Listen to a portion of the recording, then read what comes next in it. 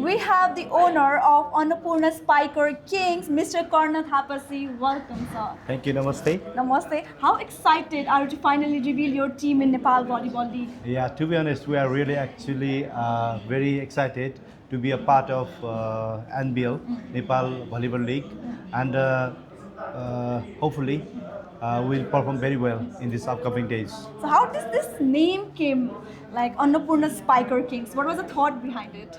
Actually, we are belongs to Gandaki province. Okay. So we decided in the team and our respected sister-in-law quickly she gave name of Annapurna Spiker Kings. Yeah. So what makes your team unique this time? The team is really very good for us actually, and then हामीले भन्नुपर्दाखेरि हामी चाहिँ नि पहिलो नै भनिहालेँ Pokhara प्रोभिन्ससँग belongs गर्छौँ हामी र चाहिँ नि अन्नपूर्णको हाइट 8,009 मिटर छ। त्यो उचाइमा हामी चाहिँ टिमलाई पुर्याउँछौँ भन्ने हाम्रो एउटा गोल छ। Hopefully will be success definitely. र अर्को कुरा के छ भने हामी लामो समयदेखि क्रिकेटमा जोड्दै आएका छौँ। हाम्रो ग्रुप चाहिँ क्रिकेटमा जोडिँदै आएका छौँ अनि हामी फुटबलमा पनि छौँ।